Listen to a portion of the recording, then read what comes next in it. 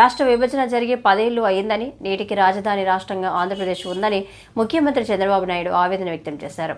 దీంతో తెలుగు ప్రజలు అనేక ఇబ్బందులు పడ్డారన్నారు. 5 ఏళ్లు 3 రాజధానులంటూ గత వైసీపీ ప్రభుత్వం నెట్టుకొచ్చిందన్నారు. నేను చూశాను, మీరు వచ్చారు, గౌరవంగా గవర్నర్ని రిసీవ్ చేసుకుంటున్నాం. ప్రజాస్వామ్యంలో ప్రొటెస్ట్ చేయడం తప్పులేదు. నేను 5 ఏళ్లు మాచర్లకు పోలేకపోయాను. ఆత్మకూరులో ఉన్న పళంగా కొన్ని కుటుంబాలను బయట పంపిస్తే వాళ్ళ ఊరికి పోయి పరామర్శించడానికి నాకు 5 సంవత్సరాలు సాధ్యం కాలేదు. వినుకొండలో హత్య జరిగిందంటే ఆనాటి ముఖ్యమంత్రి పోతే ఇక్కడ ఎవరు అబ్జెక్షన్ చెప్పాల. అది వాళ్లకు మనకు ఉండే వ్యత్యాసం. ప్రజాస్వామ్య పద్ధతిలో వాళ్ళు ఏం చేసినా నేను ఎక్కడ అబ్జెక్షన్ చేయను అధ్యక్ష. నిన్న అక్కడికి వస్తే గవర్నర్ వస్తూ ఉంటే అప్పుడే వచ్చి గవర్నర్ వచ్చే సమయంలో ఆయనకు అడ్డం పడాలని ప్రయత్నం చేస్తున్నారంటే అది ఏ విధంగా సంస్కారం అయితే నాకు అర్థం కాలేదు అధ్యక్ష. అదే మరి నేను ఒకటి హామీ ఇస్తున్నా, ఫేక్ రాజకీయాలను సహించాం, అబద్ధాలు చెప్పి రాజకీయం చేయాలంటే ఉపేక్షించాం. 31 మందిని చంపారన్నారు. 31 మంది పేర్లు ఇమ్మంటే పేర్లు ఇవ్వకుండా 31 మందిని చంపేశారు. ఎవరు వాడు? 36 మంది పేర్లు లేకుండా 36. ఏమంటారు? ఆ పరిస్థితి రానిలే. అదే లాస్ట్. మీరు గుర్తుపెట్టుకోవాలి, అదే కడపటిది కావాలి. ఆ రోజు కూడా నేను చూశాను, నిద్రలేశాను సీఎంగా. సాక్షి స్క్రోలింగ్ వచ్చింది. ఆ స్క్రోలింగ్లో వివేకానంద రెడ్డి హార్ట్ అటాక్ గుండెపోటుతో చనిపోయాడు, అయ్యో పాపం అని నేను కూడా బాధపడ్డా. అంటే ఒక ముఖ్యమంత్రిని కూడా మభ్య పెట్టగలిగారు. ఈరోజు రాష్ట్ర ప్రజానీకం గుర్తుపెట్టుకోవాల్సిన అవసరం ఉంది. అక్కడి నుంచి మార్నింగ్ రాలేదు, ఫ్లైట్స్ ఉన్న ఎలక్షన్ల ముందు హెలికాప్టర్ రాకుండా ఫ్లైట్లో రాకుండా బై రోడ్డు వచ్చారు. ఆ డ్రామాలన్నీ నేను చెప్పదలుచుకోలేదు. అంటే సాయంత్రం వచ్చారు, మాట మార్చేశారు. నెక్స్ట్ డే నారాసుర రక్త చరిత్ర, నా చేతిలో కత్తి. అంటే అధ్యక్ష అలాంటివన్నీ చేసి నాటకాలు ఆడే పరిస్థితికి వచ్చారు. ఏదేమైనా ఇలాంటి సమస్యలన్నిటికీ ఒకటే మార్గం, ప్రజా చైతన్యం, ప్రజల్ని అప్రమత్తం చేయడం తప్ప వేరే మార్గం లేదు. తప్పకుండా నేను ఒకటే చెప్తున్నా, ఫేక్ రాజకీయాలు సహించాం. ఎవరి బెదిరింపులకు భయపడే పరిస్థితిలో ఈ ప్రభుత్వం లేదని మరొకసారి హెచ్చరిస్తున్నా, గట్టిగా చెప్తున్నా. లా అండ్ ఆర్డర్ పరిరక్షిస్తాం. లా అండ్ ఆర్డర్ని ఎవరు వైలేట్ చేసినా, ఎవరు వాళ్ళ చేతుల్లో తీసుకోవాలన్నా వాళ్ళందరినీ నిర్మోహమాటంగా హ్యాండిల్ చేస్తాం. మత ఘర్షణల్ని, ఫ్యాక్షన్ రాజకీయాల్ని, రౌడీల్ని, తీవ్రవాద సమస్యని పరిష్కారం చేసే చరిత్ర ఇక్కడుండే మాది. నేరాలు చేయాలనుకుంటే రాష్ట్రం నుంచి బయట పారిపోయే పరిస్థితి వస్తుంది తప్ప ఇక్కడుండి నేరాలు చేసి రాజకీయ ముసుగులో మీ ఇష్ట ప్రకారం ఆడాలంటే మాత్రం జరగనీయకుండా చేస్తాం. AP deputy CM Pawan Kalyan మంగళవారం శాసనసభలో ఆసక్తికరమైన వ్యాఖ్యలు చేశారు. భవిష్యత్తులో కూడా అమరావతినే రాజధాని ఉండే విధంగా చర్యలు తీసుకోవాలని సూచించారు. అందుకు ఏపీ సీఎం చంద్రబాబు నాయకత్వంలో మరింత ముందుకెళ్లాలని పిలుపునిచ్చారు. గౌరవనీయులు సోదరులు పవన్ కళ్యాణ్ గారికి కూడా మాట్లాడవలసిగా కోరుతున్నానండి. అధ్యక్షుల వారికి హృదయపూర్వక నమస్కారం సార్.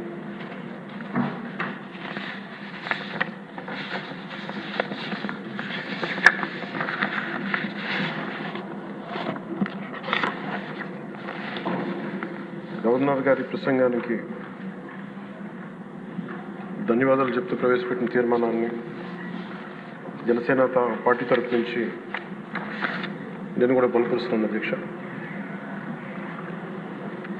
ఆద్యంతం గవర్నర్ గారు ప్రసంగ పాఠంలో చాలా కీలకమైన నాకు 3 అనిపించినాయి. ఒకటి, మనం వారసత్వంగా ఏమొచ్చింది మనకి, ఏం ఆశించబోతున్నాం, భవిష్యత్తులో ఎలాంటిదా ఆశించబోతున్నాం, కలెక్టివ్గా మనందరం కలిసి ఈ రాష్ట్రాన్ని ఈ కూటమి ద్వారా ఎలా ముందుకు తీసుకెళ్ళాలి అనేది 3 చాలా స్పష్టంగా చెప్పారు. గవర్నర్ గారి ప్రసంగంలో చాలా ప్రత్యేకించి చెప్పింది ముందస్తుగా ఆంధ్రప్రదేశ్ రాష్ట్రం ఏర్పడటానికి పొట్టి శ్రీరాములు గారి త్యాగ ఫలితం, తద్వారా భాషా ప్రయుక్త రాష్ట్రాలే ఏర్పాటు కావటం. అలాగే దానికి ఇంకొకటి నాకు అనిపిస్తుంది అధ్యక్ష, పింగళ వెంకయ్య గారు కూడా ఇది అంటే ముఖ్యంగా ఆంధ్రప్రదేశ్ నుంచి వచ్చిన పొట్టి శ్రీరాములు గారు కానీ, మువ్వెన్నెల జెండాను రూపొందించిన పింగళ వెంకయ్య గారు కానీ దేశాన్ని ప్రభావితం చేసే స్థాయి వ్యక్తులు. ఒకరి త్యాగం వల్ల భాషా ప్రయుక్త రాష్ట్రాలు ఏర్పడితే ఇంకొకరి రూపకల్పన వల్ల దేశానికి జెండా వచ్చింది. ఇలాంటి గొప్ప మహానుభావులు పుట్టిన నేల, దామోదరం సంజీవి గారు లాంటి మహానుభావులు సంస్కరణలు తీసుకోవాలి, అలాంటి వారు గొప్ప సంస్కరణలు తీసుకొచ్చిన నేల ఇది. పివి నరసింహారావు గారు, అలాగే శ్రీ ఎన్టీ రామారావు గారు, వీరందరి పరంపరలో ఎప్పుడు ఆంధ్రప్రదేశ్ ముందుకెళ్తూనే ఉంది. అలాగే ఈరోజు ముఖ్యమంత్రి వారిని గౌరవ ముఖ్యమంత్రి శ్రీ చంద్రబాబు నాయుడు గారు లేరు, వారి గురించి కూడా చెప్పాల్సి ఈ సందర్భంలో.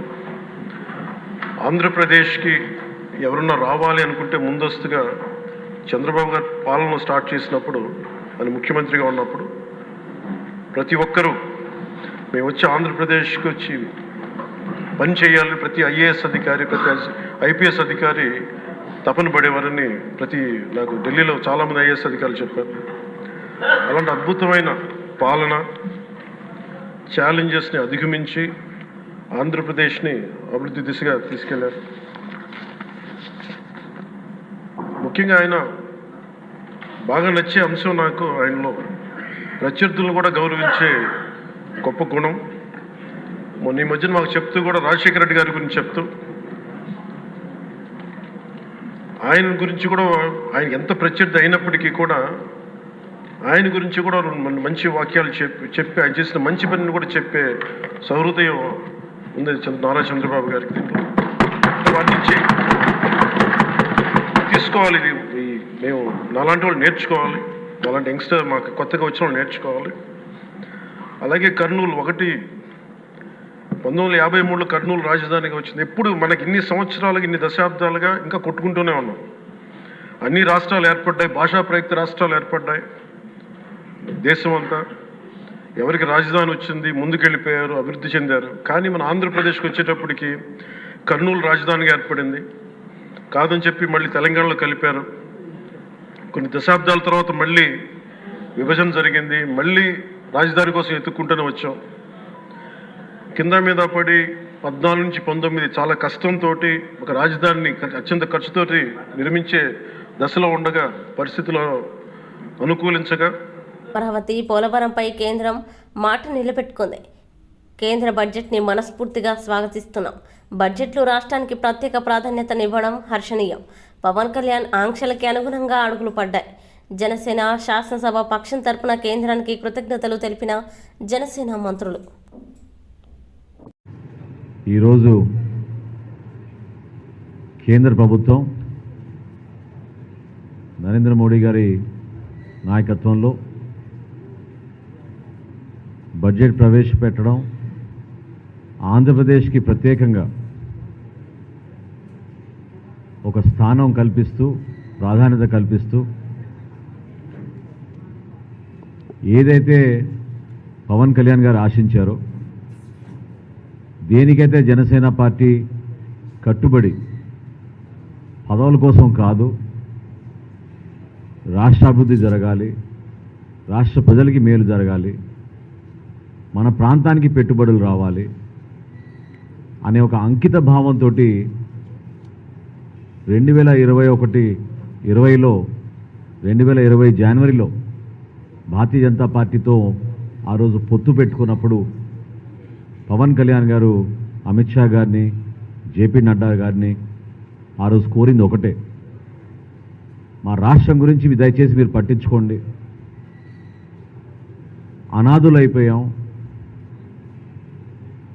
ఈ కొత్త ప్రభుత్వం వచ్చిన తర్వాత వాళ్ళు చేస్తున్న అరాచకాలు కేవలం వాళ్ళ స్వలాభం కోసం వాళ్ళు అనుసరించే విధానాలు, వాటిని వ్యతిరేకిస్తూ నిజాయితీగా కష్టపడి మా ప్రజల పక్షాన, అమరావతి రైతుల పక్షాన మేము వచ్చాం ఢిల్లీకి, దాన్ని మీరు గుర్తించాలని చెప్పి ఏదైతే ఆ రోజు ఆయన మాట్లాడారో, ఒక సుదీర్ఘ ప్రస్థానం తర్వాత Janasena party, Telugu Desam party, Bharatiya Janata party కూటమి ఏర్పడినప్పుడు కూడా మేమందరం కూడా కలిసి ఆ రోజు చంద్రబాబు నాయుడు గారి నాయకత్వంలో, పవన్ కళ్యాణ్ గారి నాయకత్వంలో మా చర్చల్లో భాగంగా కోరింది ఒకటే, అమరావతి నిర్మాణం కోసం మీరు సహాయం అందించాలి, పోలవరం ఎట్టి పరిస్థితుల్లో కూడా ఆ ప్రాజెక్ట్ బాధ్యత రాష్ట్ర ప్రభుత్వం పైన ఎంత ఉందో కేంద్ర ప్రభుత్వం పైన కూడా అదే విధంగా బాధ్యత ఉండాలి, దయచేసి ఎక్కడ కూడా వివక్ష చూపించారు, ఆంధ్రప్రదేశ్ని ఆదుకోవడం లేదనే భావన ప్రజల్లో కలగకుండా మనందరం కలిసి పనిచేద్దామని ఆ రోజు చర్చల్లో భాగంగా మాట్లాడినప్పుడు ఆ నాయకత్వం ఇచ్చిన మాట ఈరోజు కేంద్ర బడ్జెట్లో మన రాష్ట్రానికి అమరావతి విషయంలో కానివ్వండి, పోలవరం విషయంలో కానివ్వండి, ఉపాధి కల్పించే విధంగా వాళ్ళు తీసుకున్న కొన్ని నిర్ణయాలు కానివ్వండి, ఖచ్చితంగా ఒక బంగారు భవిష్యత్తు ఉండే విధంగా దేనికైతే మన నాయకత్వం ఏకదాటిపైన కలిసి వచ్చి పవన్ కళ్యాణ్ గారిని ఆదర్శవంతంగా తీసుకుని ఎక్కడ కూడా స్వలాభం కోసం కాకుండా, ఎటువంటి వేరే ఆలోచన లేకుండా కేవలం దేశం కోసం, రాష్ట్రం కోసం, మన ప్రజల కోసం అంకిత భావంతో పనిచేయాలనే ఆయన పిలుపుని ప్రతి ఒక్కరు కూడా మనస్ఫూర్తిగా స్వీకరించి ముందుకెళ్తున్నారు. దాన్ని ఈ విధంగా చంద్రబాబు నాయుడు గారి ద్వారా నరేంద్ర మోడీ గారు తీసుకున్న నిర్ణయాల్ని జనసేన పార్టీ మనస్ఫూర్తిగా ఈ కేంద్ర బడ్జెట్ని అభినందిస్తోంది, ఆహ్వానిస్తోంది. ఇదే విధంగా రాబోయే రోజుల్లో కూడా మాజీ సీఎం వైసీపీ అధినేత వైఎస్ జగన్మోహన్ రెడ్డి తీరుపై ఏపీ కాంగ్రెస్ అధ్యక్షురాలు వైఎస్ షర్మిల మరోసారి సెటైర్లు గుప్పించారు. వినుగొండ హత్య కేసుపై న్యూట్రల్ మీడియా వారిని తాము అడిగామని, అలాగే తాము కూడా విచారించామని, రషీద్తో పాటు చంపిన నిందితుడు కూడా వైసీపీ వాళ్ళేనని తేలిందన్నారు. వీరిద్దరూ వైసీపీలో ఉన్నప్పుడే విభేదాలు ఉన్నాయని చెప్పారు. కేంద్ర ప్రభుత్వం నేడు ప్రవేశపెట్టిన బడ్జెట్పై ఏపీ కాంగ్రెస్ అధ్యక్షురాలు వైఎస్ షర్మిల తీవ్ర విమర్శలు గుప్పించారు. వాళ్ళకి ఎలా వచ్చాయో మనకు కూడా వేల పరిశ్రమలు వస్తాయి, మన బిడ్డలకు ఉద్యోగాలు వస్తాయి, మనకు అభివృద్ధి జరుగుతుంది అని మేము ప్రత్యేక హోదా గురించి మాట్లాడుతున్నాం. కానీ మేము మాత్రమే ఎందుకు మాట్లాడుతున్నాం అన్నది నా ప్రశ్న. మీరు ఒక గ్రాంట్ గురించి మాట్లాడిన వాళ్ళు ప్రత్యేక హోదా ఇంకా అంతకంటే ముఖ్యం కదా. అసలు మానేసి కొసరిస్తామంటే ఎట్లా? అసలే కదా, ప్రత్యేక హోదా అసలైంది కదా. మరి అసలు గురించి మాట్లాడండి. అసలు ప్రత్యేక హోదా గురించి మీరు మాట్లాడకపోతే గ్రాంట్ ఇస్తామంటే మరి జనాలకి భయాలు కలుగుతాయి. మరి గ్రాంట్ ఇచ్చి ప్రత్యేక హోదాని వీళ్ళు మర్చిపోతున్నారా అని, పక్కన పెట్టేస్తున్నారా అని. అందుకే చెప్తున్నాం, కూటమి సర్కార్ను డిమాండ్ చేస్తున్నాం. ప్రజలకు మీరు క్లారిటీ ఇవ్వాల్సిన అవసరం ఉంది, చంద్రబాబు గారికి క్లారిటీ ఇవ్వాల్సిన అవసరం ఉంది. కూటమి సర్కారు ప్రజలకు క్లారిటీ ఇవ్వాలి. అసలు బీజేపీ ప్రభుత్వం ప్రత్యేక హోదా మనకిస్తుందా లేదా? ప్రత్యేక హోదాతో పాటు మిగతా విభజన హామీలన్నీ బీజేపీ పార్టీ అమలు పరుస్తుందా లేదా? అమలు పరచని పక్షంలో మీరు ఎందుకు పొత్తు పెట్టుకున్నారు? పోనీ ఇప్పటికైనా అమలు పరచము అని వాళ్ళంటే మీరు పొత్తు విత్డ్రా చేసుకోమని కాంగ్రెస్ పార్టీ డిమాండ్ చేస్తుంది.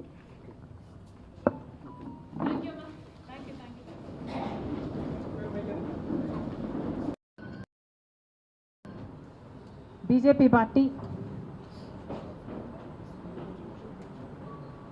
కేంద్ర ప్రభుత్వంలో ఉన్న బీజేపీ పార్టీ బడ్జెట్ ప్రవేశపెట్టడం జరిగింది.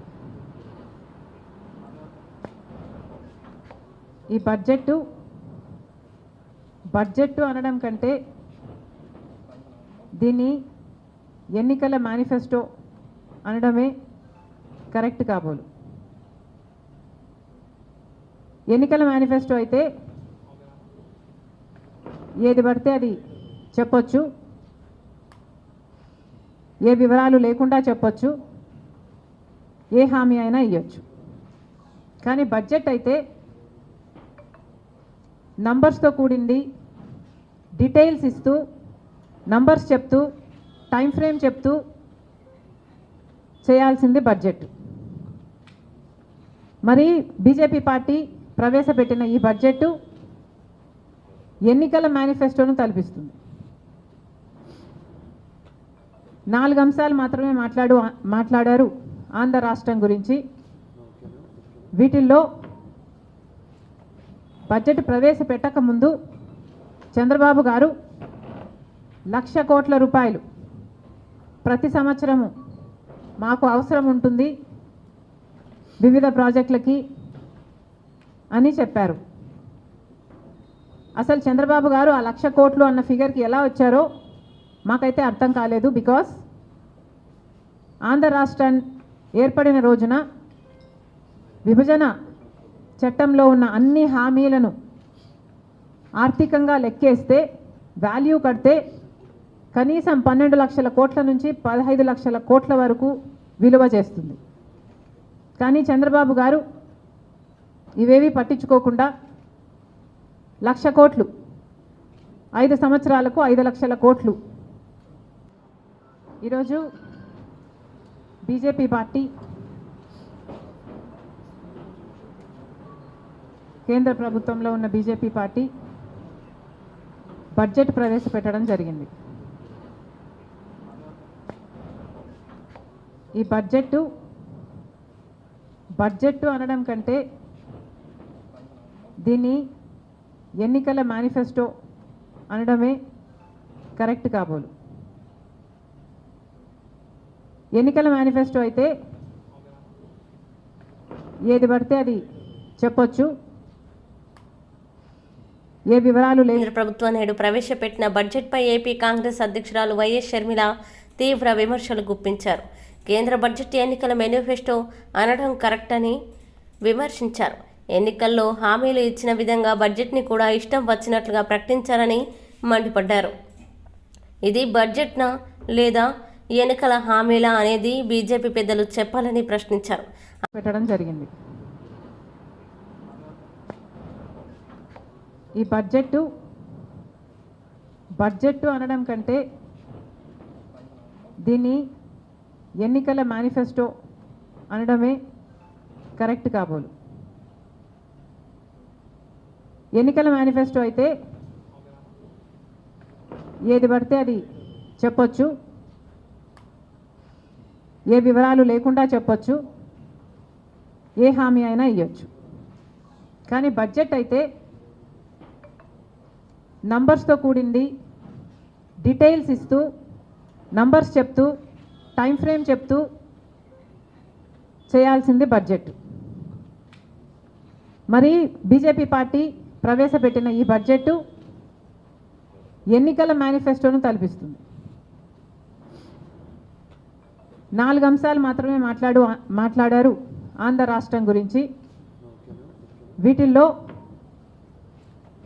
బడ్జెట్ ప్రవేశపెట్టక ముందు చంద్రబాబు గారు 1,00,000 కోట్ల రూపాయలు ప్రతి సంవత్సరము మాకు అవసరం ఉంటుంది వివిధ ప్రాజెక్టులకి అని చెప్పారు. అసలు చంద్రబాబు గారు ఆ 1,00,000 కోట్లు అన్న ఫిగర్కి ఎలా వచ్చారో మాకైతే అర్థం కాలేదు. బికాస్ ఆంధ్ర రాష్ట్రం ఏర్పడిన రోజున విభజన చట్టంలో ఉన్న అన్ని హామీలను ఆర్థికంగా లెక్కేస్తే, వాల్యూ కడితే కనీసం 12 లక్షల కోట్ల నుంచి 15 లక్షల కోట్ల వరకు విలువ చేస్తుంది. కానీ చంద్రబాబు గారు ఇవేవి పట్టించుకోకుండా 1,00,000 కోట్లు 5 సంవత్సరాలకు 5 లక్షల కోట్లు అని వాల్యూ కట్టినట్టుంది. చంద్రబాబు గారేమో 1,00,000 కోట్లకు అడిగారట. ఈరోజు బీజేపీ నిర్మలా సీతారామన్ గారు ప్రవేశపెట్టిన బడ్జెట్లో అయితే రాజధానికి కేవలం 15,000 కోట్ల రూపాయలు ఇస్తున్నాము అని తెలిపారు.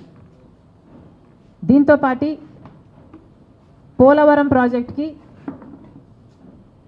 మేము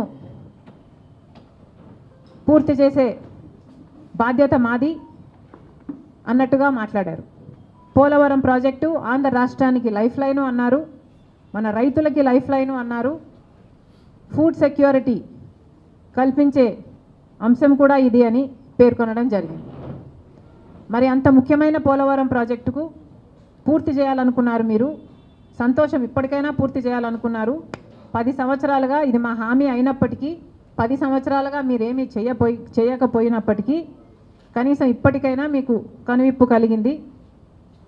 పోలవరం ప్రాజెక్టుని పూర్తి చేస్తాము అని చెప్పారు. కానీ ఒక పక్క మా ముఖ్యమంత్రి గారు, ఆంధ్ర రాష్ట్ర ముఖ్యమంత్రి గారు 12,000 కోట్లు రీహాబిలిటేషన్కే పడుతుంది అని ఒక పక్క చెప్తుండగా ప్రాజెక్టు కాస్ట్ ఎంతో